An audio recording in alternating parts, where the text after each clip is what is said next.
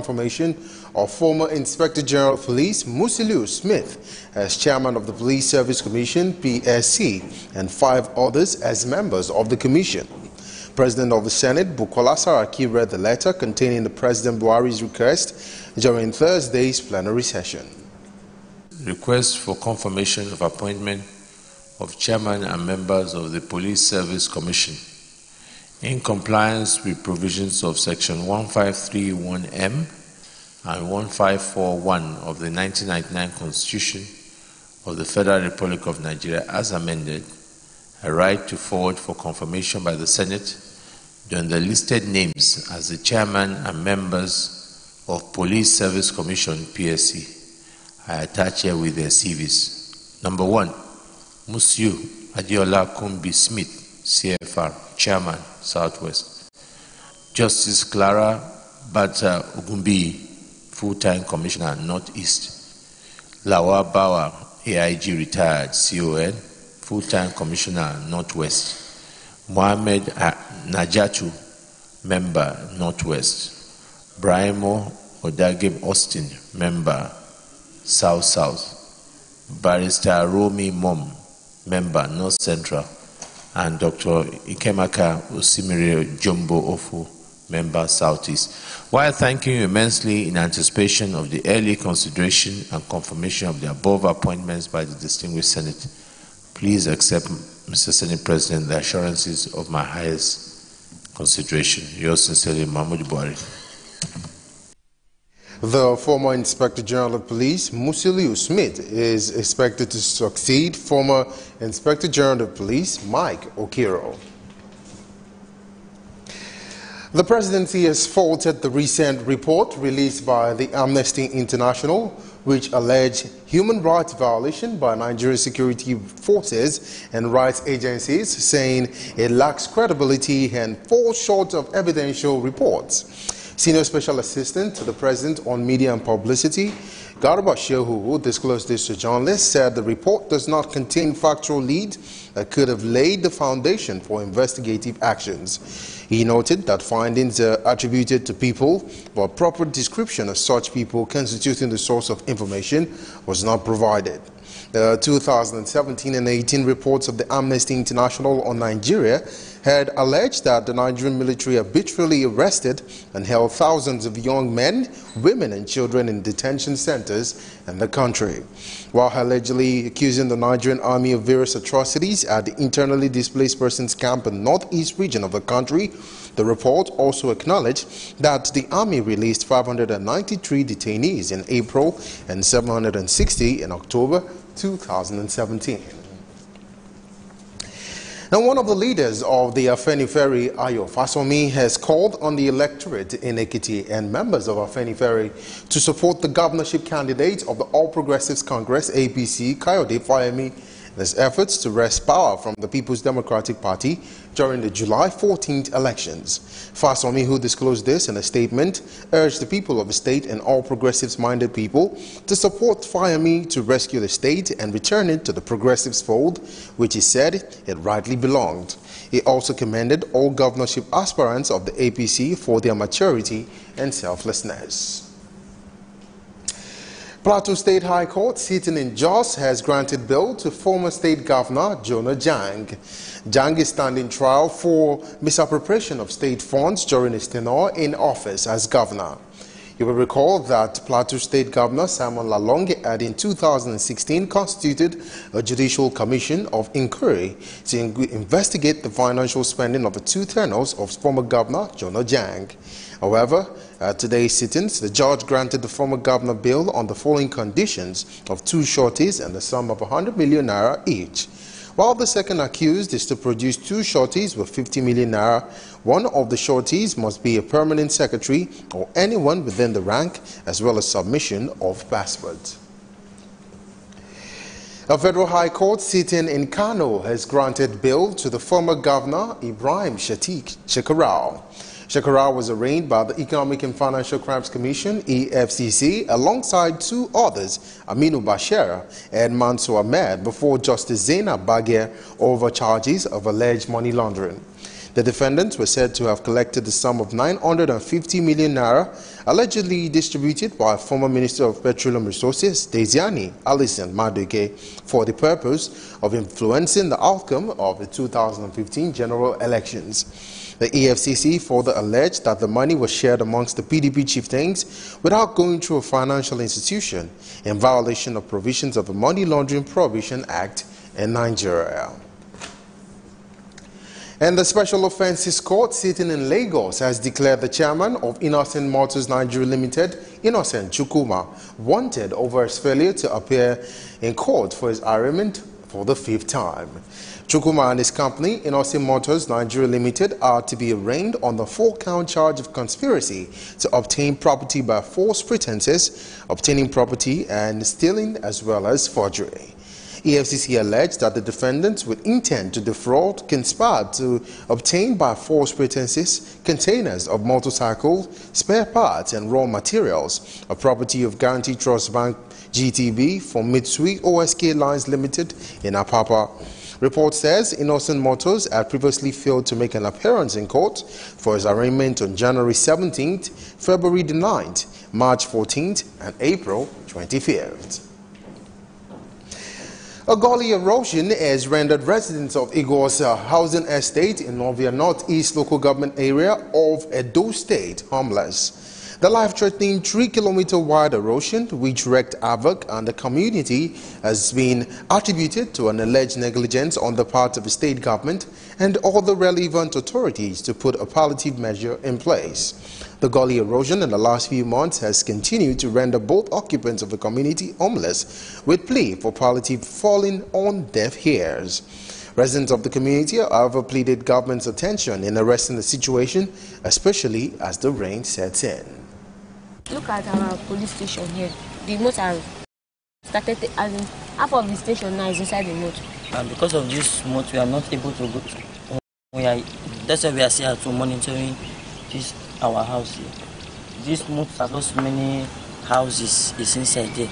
So we are begging the government to come and help us. We are still appealing that they should come and help us to do a palliative measure so that more houses will not be falling, so that we will not be inside this gully erosion before they come to rescue. We don't want more houses to fall. Our police station here is gone. The place is now left uncovered. Is this how we are going to leave it to continue? We are not questioning them. We are begging them that they should see us, the people of Igosa, as part of Edo State. We shouldn't be abandoned. If this thing passes this point, it's going to hit the express road. And it will be a shame of the entire state and the entire nation. Residents of Igor's housing estates in Ovia Northeast Council of Edo State bearing their minds on the erosion over there. The Catholic Mission in the Federal Capital Territory, Abuja, has protested against incessant killings and attacks in some parts of the country. The protest coincided with the burial of 2 priests and 17 worshippers who were killed by suspected headsmen at a Catholic church in Benue State on April 24th.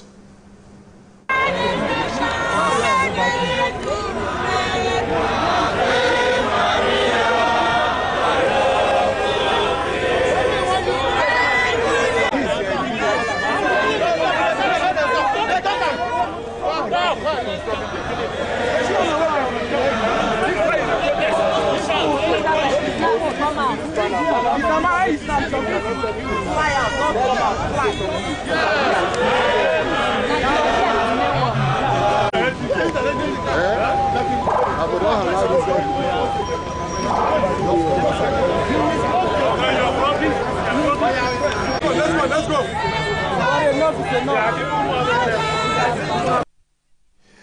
Communication Director, Abuja Catholic Archdiocese, Reverend Patrick Alumuku, said the protest is in solidarity with those killed in Benue State. The killings must stop. It is Abacha who once said that if a government sees killings going on in the nation for 48 hours and does not stop it, then government itself is involved in it. And so there is a finger pointing towards the government, because this killing has gone on for not 48 hours, not for 86 hours or 9, it has gone on for months and months. And we want these killings to come to an end. We want a stop to the killings. The many deaths that we have experienced in this nation is completely unacceptable. It is unjustifiable, and it does not lead to good governance. And therefore, we want to say to this government that as everybody is saying, enough is enough. I don't think those are strong words. So we are praying for peace. The head of Civil Service of the Federation, Winifred Oyoita, says plans has been made to ensure the nation's civil service is efficient, productive, incorruptible, and citizen-centered. Oyoita disclosed this at a sensitization workshop on the 2017 and 2020 Federal Civil Service Strategy and Implementation Plan organized for civil servants at the directorate level in Abuja. Oyoita said the strategy, which has been approved by the Federal Council, has 8 priority areas selected on their potential for impact on the short term and their relevance to the ARGP implementation roles for the civil service section. You're watching Superscreen News at 6. We'll take a break now. When we return, we'll take some business stories. Stay with us. Before they come, they're supposed to, give us some information, notice, at least maybe a week or so. There was nothing like that. Hunger is everywhere in Nigeria. People are dying every day, but Nigerian government are keeping quiet. Herdsmen are killing people. Why? It's not what we expected because of these old men that are leading us, and you people know, you are aware that these people are not the right people to lead us. These kind of people that are leading us here are people of black mind. They just care about themselves and their family. You are fighting my village. Let me use if I call it useless, I'm not to mistake. The other place where they build a shop, call it plaza. Each shop got 4 million naira. So I don't have the money, so I have to leave. If you plan to get a tribal mark, it takes a lot of pain, but after some time, you enjoy it. No, we experience hold up now during the construction time. Then after some time, we start enjoying it. The way they are doing the construction is too slow. It's too slow. The construction is too slow. They should stop the construction and make sure people go into their businesses and do their businesses.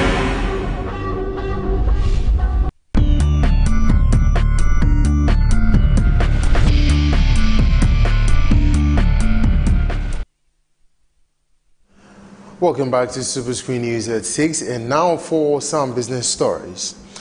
African Development Bank, AFDB, says Nigeria's industrial value has dropped by 41% between 2012 and this year.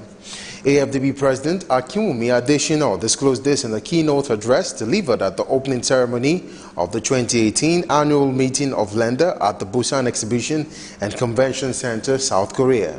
Adesina said the African continent lost a total of $72 billion between 2012 and this year, with Nigeria, South Africa, Egypt and Algeria accounting for most of the drop in value added through industrial production. He further said the loss of industrial production value is responsible for unemployment in the continent, adding that bank plan to invest over $35 billion in the next 10 years in a bid to reverse the trend of deindustrialization of the region. Adesina also said between 2012 and 2018, Africa's industrial value added declined from $702 billion to $630 billion.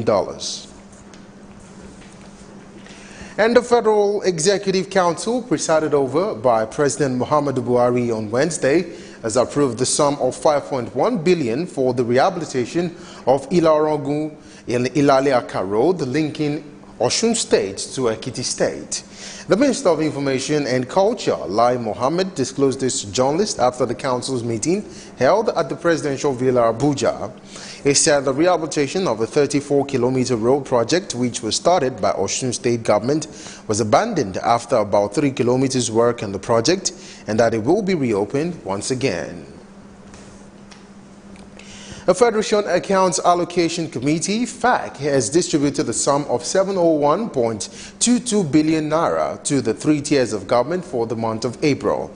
Permanent Secretary in the Ministry of Finance, Mahmoud Issa Duse, disclosed this to journalists after the monthly FAC meeting on Wednesday in Abuja. He attributed the increase to the improvement in the price of crude oil globally. This month, because of the improved revenue base, after due consultations, it's been decided to take out 24.5 billion as savings and credit the amount to the excess crude account. So after those deductions, what we have left is 574 billion, 0.689, compared to 468 billion for last month.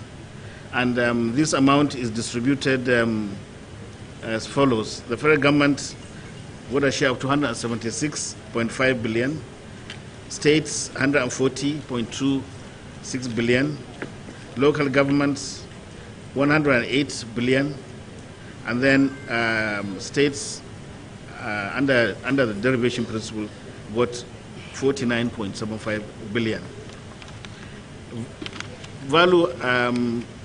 Value-added tax also increased, like other revenue lines, from 83.7 billion the previous month to 87.965 billion. On his part, Chairman, Finance Commissioners Forum, Mahmoud Yunusa, said the states are planning to protest the sharing formula of the committee. The revenue sharing formula, this is where discussion has commenced within us to see how we can be able to have a realistic and a justifiable review of revenue sharing formulas, because we believe as state, most people are residing in the states and local government level. If you ask me federal government, I will just tell you maybe it's Abuja and some other places, but where the real Nigerians are, they reside in states and local government. So I believe that the states and local government should have more revenues, so that they will work for people, and people will have will feel the impact and the presence of government. Yeah, this is not to take note of other burdens that is on federal government, particularly the security. All right, we are mindful of that, but that does not mean we will not push for the revenue sharing formula to be reviewed. We are doing that, and at an appropriate time we will make an announcement in that regard. A breakdown of the figures shows the federal government got 276.535 billion. The states went home with 140.262 billion, while the local governments took 108.136 billion naira. Hair making is one business that is unknown to many to be a good income and source. In this special report, Superscreen takes a look at the business of hair making and its profitability. The hair is one major part of the body that either brings out one's beauty or hides it. As a result, a lot of women are very concerned about the kind of hairstyle they make and how well it is made. For these reasons, hundreds of women have taken hair making as a life business. And today, the business appears more lucrative than it was in the past. The popular Ogoro Market in Mushin area of Lagos is a home to hundreds of hairstylists. They resume as early as 7 a.m. and close as late as 10 p.m. Fielding questions from these two stylists, they say hair making is a lucrative business indeed. The business is nice and it's smooth. There is money and there is gain inside. Depends on what they want to do. Depends on the style of the weaving. The braid money is different. Price is different from fixing, from bonding, dredge. We do fixed log. So the price is different. So it depends on what customer want to do. So that we give them the price of it. Both women have been in the business of hair making for over a decade. Let's say 12 years now. It's more than 15 years I've been in here. Like 25 years ago. They equally speak on the profit made daily on hair making. Sometimes we fix 2.5, 1.5. But now we have some customers that will tell you that they can only afford 500 naira, and we can't allow them to go. Like to do it, we not we do it. I feed my children, my mother, my family out of it. Feed my children, pay school fees to make up myself beautiful. Other hairstylists share similar views, though with some exceptions. We used to work very well around the festive period, that is during the Easter, Eid al-Kabir, or end of the year.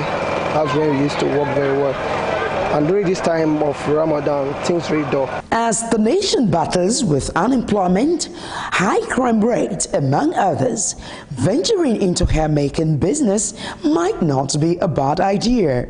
After all, they say the end always justifies the means.